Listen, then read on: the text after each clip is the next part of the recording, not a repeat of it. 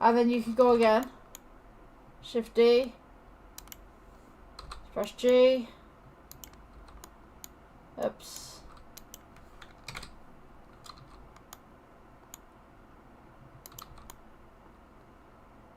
So, once you've got it aligned and you can no longer see around the edge of the corridor, what we're going to do is going to start adding some lighting. So at the moment we can see that we have this nice little corridor going on, and we have our light at the back just here that's shining a little bit of light into the back. So what we can do, take your lights that you have here. We're going to press G, bring this down. So you can see somewhat into the corridor. You can bring this across just here. Maybe brighten this up as well. So just increase your exposure. And then, once we have this, we can go to the camera. Select your camera that should be in the middle, just here.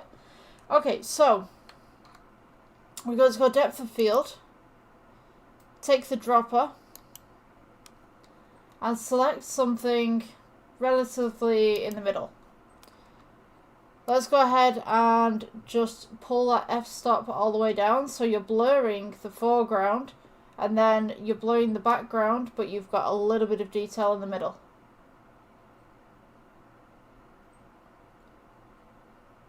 So when you have your phone screen icons right here, it looks like they're floating within that little scene. So at the back here as well, we could add some little bit of depth. So what we could do is take the light,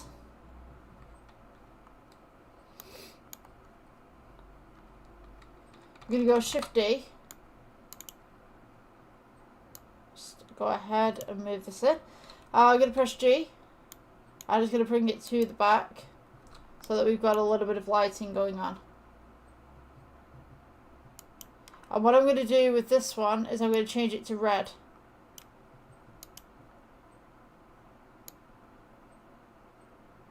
Or we could do a nice blue or purple or something like that. So we now have this, and I'm going to turn this up a little bit more.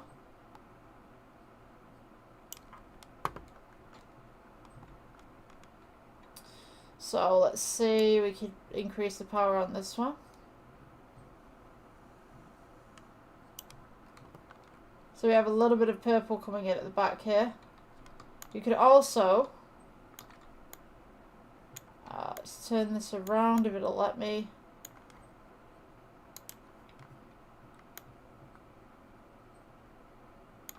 Just going to go ahead and just press G and bring it across.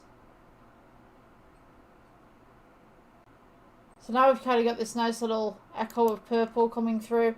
I'm going to go ahead and just turn the exposure down just ever so slightly. And now we have this nice little corridor coming through. So you have these little gaps as well. You could do whatever you wanted with those. To be honest with you, I think they look okay. Yeah, so that's the tutorial for today. I guess I'll see you guys in the next one. Just remember to click render image, wait for all the samples to come through, and then save under the items listings. Right, I will see you guys later. Bye bye.